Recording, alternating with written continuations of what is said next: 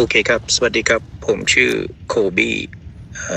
ภาษาไทยเรียกมดก็ได้ครับ ผมติดต่อคุณเนี่ย คุณเป็นคนแรกที่ผมติดต่อได้ คนอื่นๆ เราเข้าไลน์ของเขาไม่ได้ เพราะว่าเขาบอกว่าไม่มีเจ้าของ หรือว่าไม่ได้ใช้ เราก็งงไงคุณ เพราะว่าเราดูคลิปวิดีโอของพวกคนทุกคนเขาทำเกี่ยวกับน้องป๊อปเนี่ย มาเกือบ2 อาทิตย์แล้วใช่ไหม ทุกสิ่งทุกอย่างมันเป็นราคา แล้วก็ถ้าเกิดผมจะส่งเงินให้พวกคุณอะหรือไม่ก็คุณอะเป็นตัวแทน เพราะว่าคุณเป็นคนแรกที่ผมติดต่อได้ สุขภาพมันก็ไม่ดี แล้วก็ถ้าอยู่หลายคนในบ้านหลังเดียว แบบอย่างเขาเนี่ย มันก็ติดเชื้อกัน คุณเข้าใจไหมโอเคครับ ความคิดของผมอะถ้าเกิดอยู่กัน7 คนบ้านหลังเดียวใช่ไหมถ้าเกิดสมมติคนหนึ่งอะป่วยเป็นไข้ไอเชื้อโรคมันก็จะติดต่อกัน มันควรจะแบบว่าอย่างน้อยแบ่งเป็น2 หลัง คุณเข้าใจปะ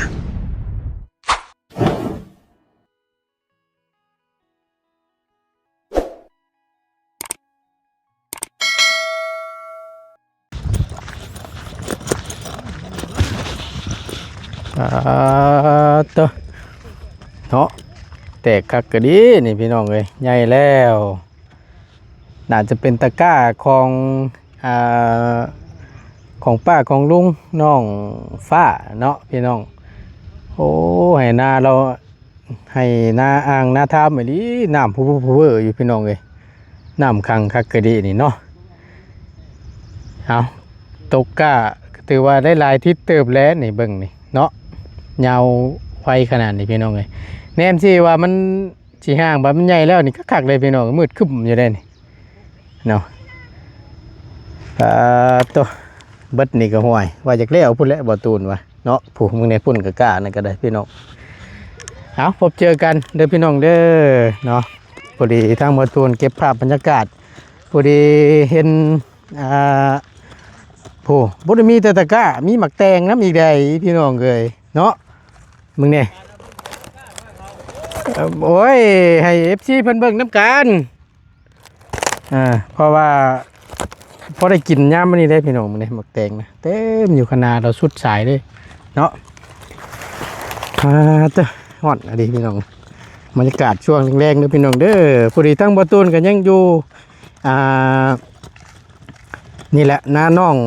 ฟ้าพี่น้องเพิ่นก็โอ้ยหลังจากที่ทางบ่ตูนได้ลงคลิปนั้นไปเนาะFC เพิ่นให้ความสนใจหลายพี่น้องเนาะโดยความที่ดูโตนน้องเพิ่นน้องอุงอิงว่าซั่นคือกันแท้ๆบ่ตูนเอ้ยว่าซั่นหน้าตาเนาะแล้วก็เป็นตะลุโตนเนาะทางน้องเพิ่นพี่น้องเอ้ยแม้แต่โทรศัพท์ใช้ก็ยังบ่มีว่าซั่น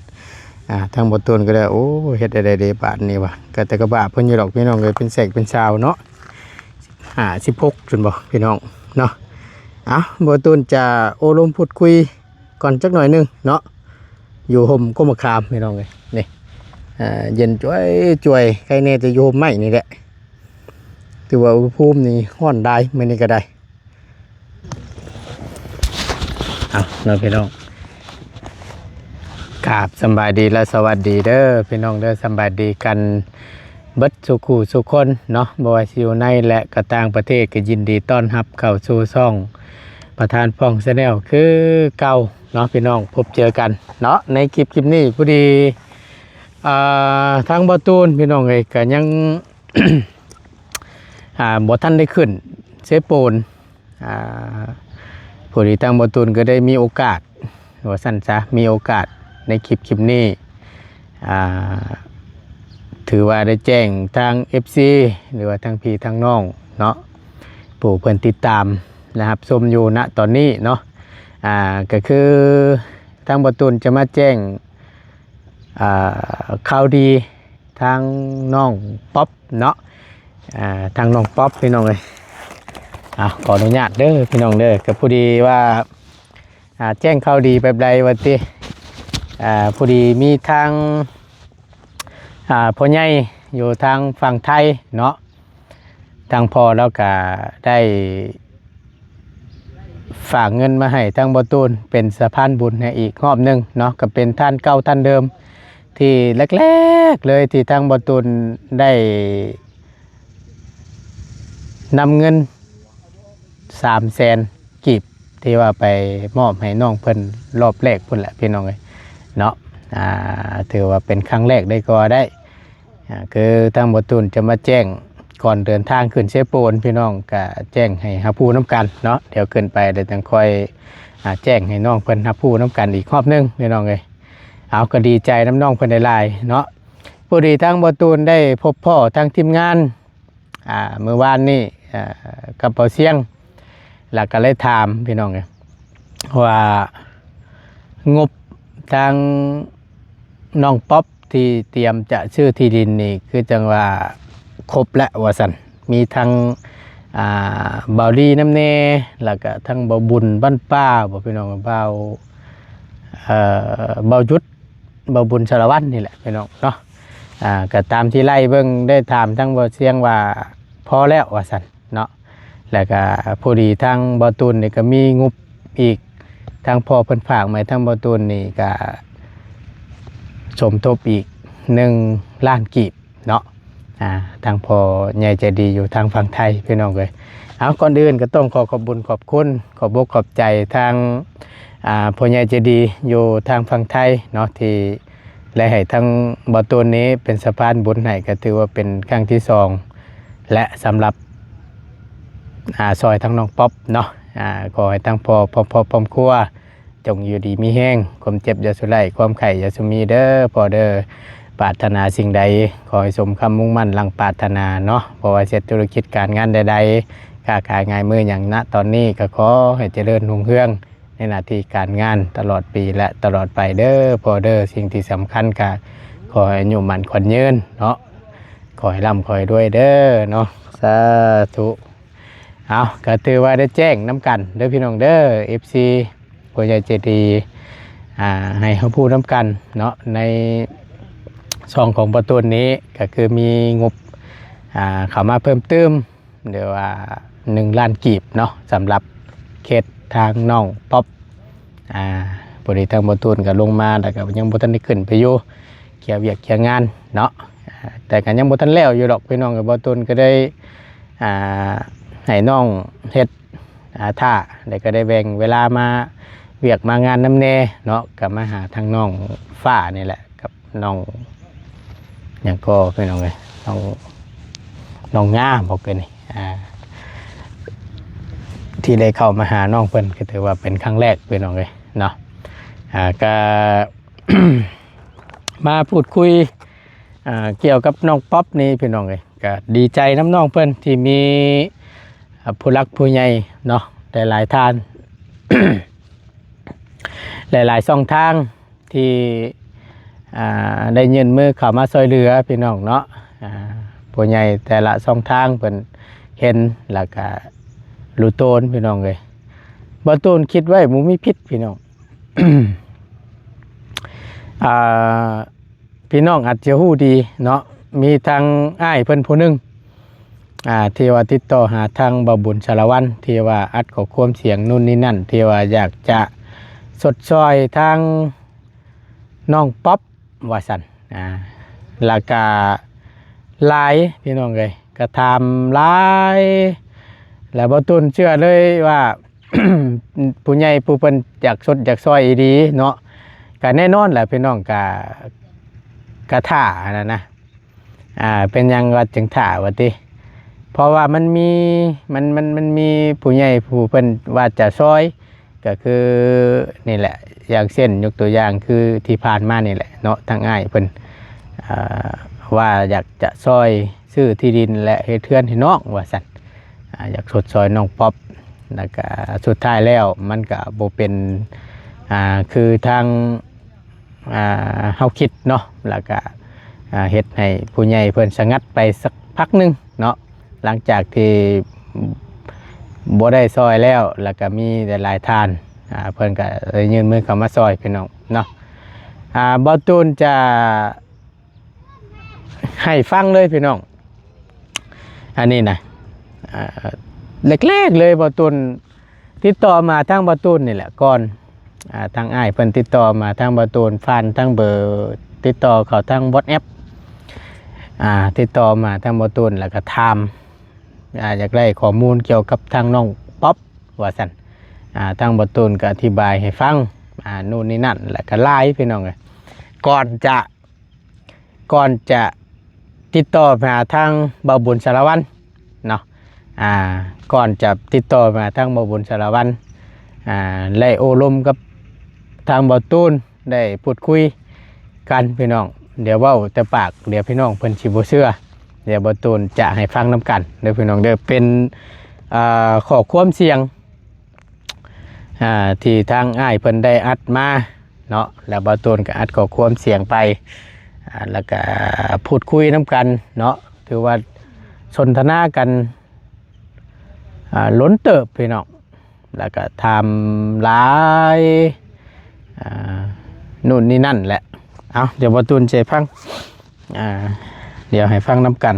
จ้าเลยเนาะเบิ่งบ่ตูนจะหาเบิ่งให้ก่อนจะติดต่อหาทางบ่าวบุญสารวัตร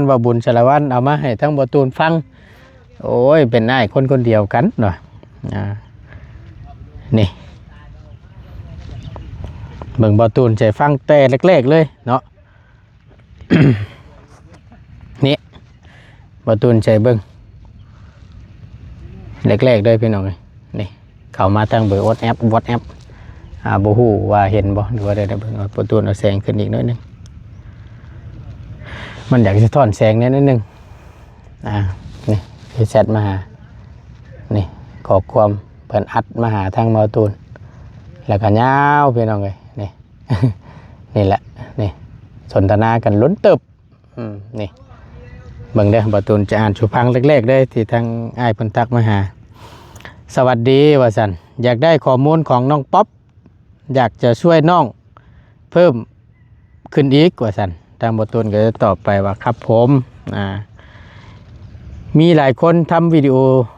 เกี่ยวกับน้องป๊อปติดต่อบ่ได้ว่าซั่นคุณเป็นคนแรกที่ติดต่อได้ว่าซั่นก็คือทางง่ายเพิ่นติดต่อทางบ่ตูนได้เป็นคนแรกเพิ่นว่าในนี้พอดี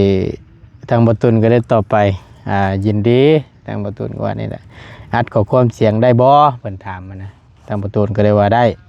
ฟังนํกันเด้อพี่น้องบ่ตูนจะให้ฟังนํกันเนาะ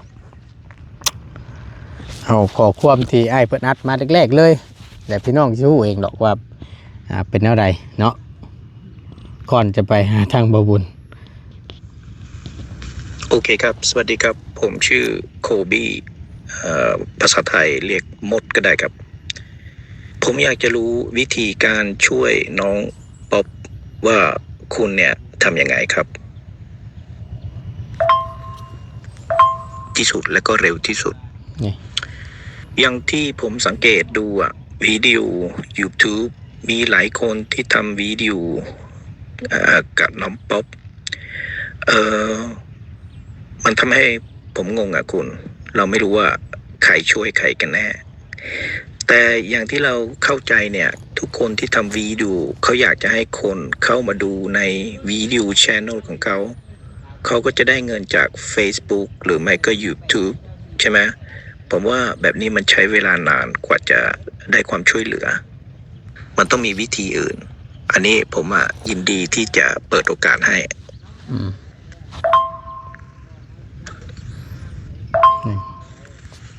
แล้วผมก็เข้าใจด้วยว่าธุรกิจตอนนี้มันก็แย่การเดินทางก็ต้องใช้น้ำมันอะไรทุกสิ่งทุกอย่างถ้าเกิดคุณเป็นตัวแทนได้ที่ผมไว้ใจได้ผมก็จะจ่ายค่าเวลาที่คุณเดินทางไปช่วยเขาอะไรแบบเนี้ยผมว่าอันนี้มันดีที่สุดและก็เร็วที่สุดถ้าเกิดจะช่วยคนมันต้องช่วยให้เขาเนี่ยดูแลตัวเองได้หลังจากนั้นอันนี้ก็คือว่าเราต้องรู้ว่าน้องป๊อปเนี่ยเขามีความคิดยังไง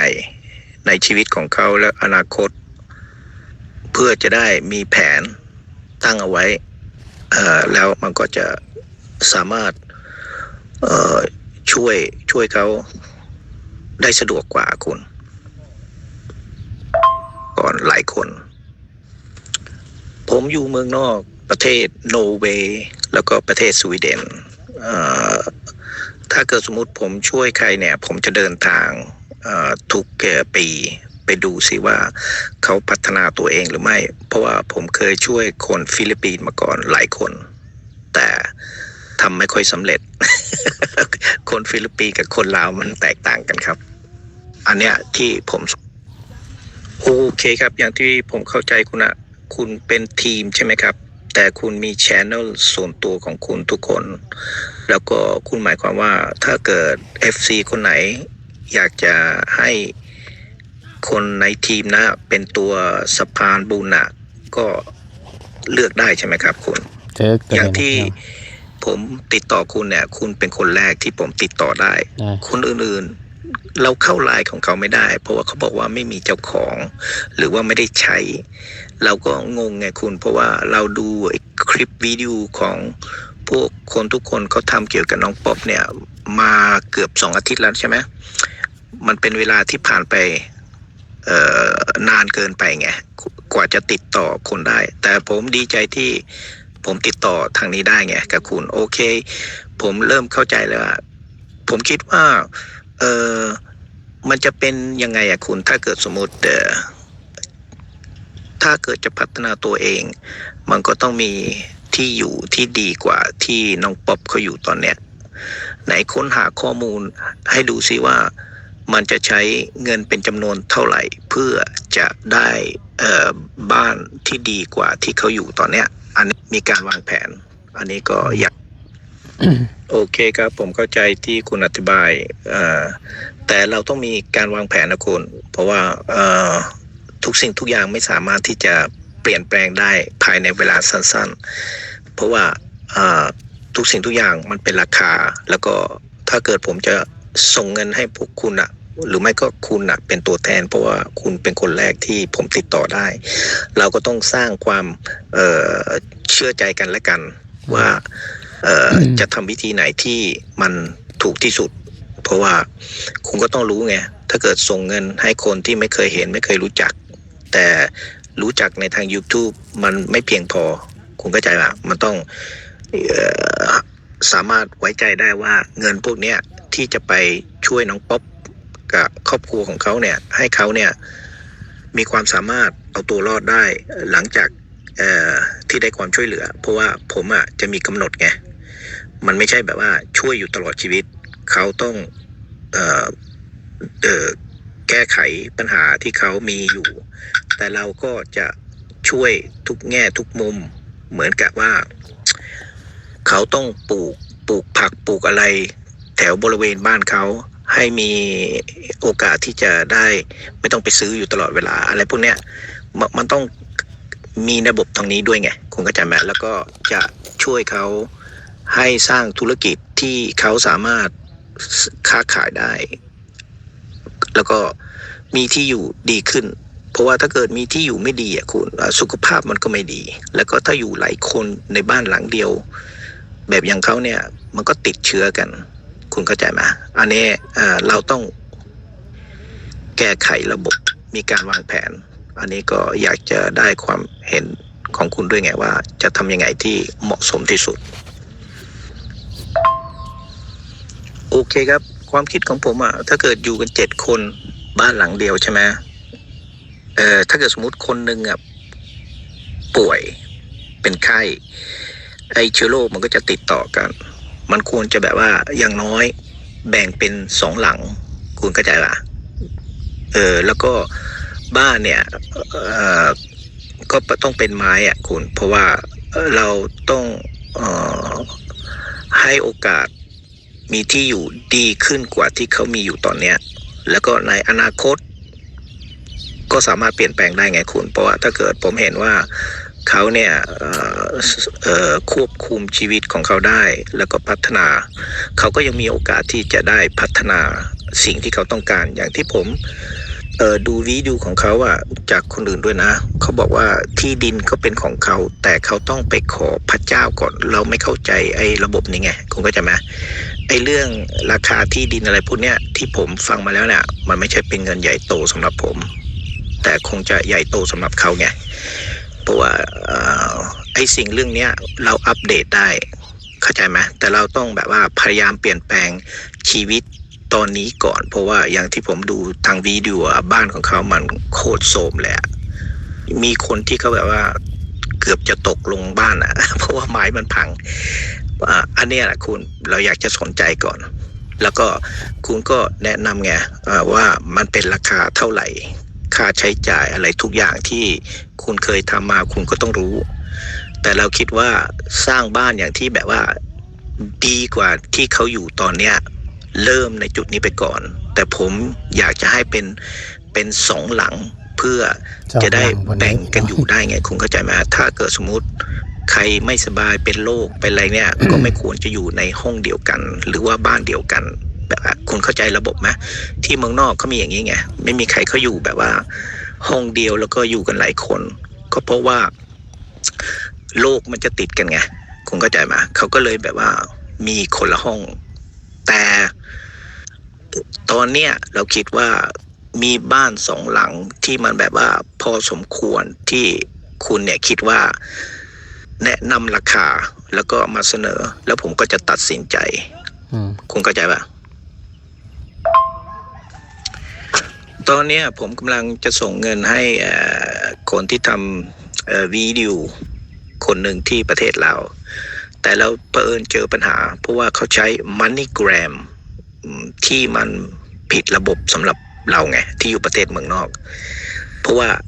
MoneyGram Office ที่เมืองนอกเนี่ยเขาใช้ระบบที่มันแตกต่างกันที่เราไว้ใจไม่ได้ก็คือว่าเขาใช้มือถือของบริษัทแล้วก็ต้องกดรหัสของเราอยู่ในมือถือของเขาอย่างนี้เราไม่ชอบไงเพราะว่ามันจะมีแอปที่สามารถขโมยรหัสของเราได้เพราะว่ามันเป็นมือถือแต่เขาบอกว่าระบบ MoneyGram มันใช้แบบนี้เราก็เลยมีปัญหาไงอันนี้เราก็อยากจะรู้ว่าสำหรับพวกคุณเนี่ยถ้าเกิดสมมุติถึงเวลาที่เราต้องส่งเงินเพื่อจะปลูกบ้านอะไรให้น้องป๊อปเนี่ยเราต้องรู้ว่าระบบ MoneyGram เนี่ยเราจะไม่ใช้คุณต้องมีระบบอื่นที่ให้โอกาสเราได้ก็คือว่าธนาคารหรือไม่ก็ Western Union หรือไม่ก็ RIA อะไรพวกเนี้ยคุณต้องอัปเดตเราแต่อย่าใช้ MoneyGram เพราะว่าเราไม่ accept นะแล้วเขตที่น้องป๊อปเขาอยู่คุณต้องอัปเดตเป็นตัวหนังสือผมจะได้เข้าไปดูที่ Google จะได้ดูสิว่าคุณหมายความว่าไงอันนั้นผมเข้าใจครับคุณเพราะว่าช่วงเนี้ยมันมีสงคราม ที่เมืองนอกมันก็ต้องกระทบกระเทือนไปทั่วเอเชียด้วยอันนี้เป็นสิ่งที่ธรรมดาครับเราก็ทำอะไรไม่ได้แต่มันไม่ใช่เป็นปัญหาใหญ่โตสำหรับผมแต่ผมก็เข้าใจว่าทุกสิ่งทุกอย่างมันก็จะแพงขึ้นอันนั้นแต่ถ้าเกิดสมมุติเนี่ยคุณอยากจะเป็นสะพานบุญให้เขาแล้วก็เป็นตัวแทนที่ผมเลือกคุณคุณก็จะได้ค่าใช้จ่ายด้วยไงคุณเข้าใจป่ะเพราะว่าคุณก็เสียเวลาของคุณเวลาคุณทำวิดีโอมันก็เป็นจุดประสงค์ที่คุณต้องได้เงินด้วยไงเข้าใจไหมแต่ถ้าเกิดสมมุติคุณทำสำเร็จอันนี้ได้ในอนาคตเราก็สามารถจะทำธุรกิจแบบอย่างนี้ที่ช่วยเหลือคนที่ยากจนประเทศลาวผมก็ยินดีเพราะว่าผมมีความคิดของผมที่จะเปิดธุรกิจที่ประเทศลาวแต่ตอนนี้ผมยังไม่รู้ว่ากฎหมายเมืองลาวมันเป็นยังไงแต่ผมรู้นิดหน่อยเดี๋ยวผมก็จะติดต่อ Embassy ของประเทศลาวที่เมืองนอกนี่แหละจะสอบถามเขาดูว่ากฎหมายที่เมืองลาวเป็นยังไงอะไรเงี้ยเพราะว่าจุดประสงค์ของผมนะคุณในอนาคตเนี่ยถ้าเกิดผมเจอคนที่ไว้ใจได้เป็นตัวแทนก็คือว่าผมอยากจะเปิดโรงเรียนให้เด็กยากจนมาเรียนโดยที่ไม่ต้องเสียเงินคุณเข้าใจไหมในหมู่บ้านอันนั้นเหมือนกับหมู่บ้านอย่างน้องป๊อปเขาอยู่มีกี่คนใช่ไหมในหมู่บ้านเราก็อยากจะเปิดโรงเรียนให้เขาเข้ามาเรียนอย่างน้อยจะได้เรียนรู้การบวกลบคูณหารอะไรที่สิ่งที่ธรรมดาคุณเข้าใจป่ะโดยที่ไม่ต้องเสียเงินอันเนี้ยในอนาคตเพราะว่าถ้าเกิดสมมุติทำได้นะคุณคนเมืองนอกเขาสนับสนุนอยู่แล้วก็ต้องเข้ามาในทางที่เราตั้งเอาไว้ไงอันนี้ก็คือว่าถ้าเกิดคุณเป็นคนที่ เข้าใจความหมายของผมน่ะโอกาสก็จะเปิดให้กว้างกว่าสำหรับคุณ พี่น้องเลยเนาะเดี๋ยวพี่น้องเพิ่นจะอันนั้น นี่แหละก็จะเป็นข้อความเสียงที่สนทนากับเบาตูนได้พูดคุยกันเนาะระหว่างทั้งอ้ายเพิ่นนี้กับทางเบาตูนในมื้อนั้นเนาะก่อนจะ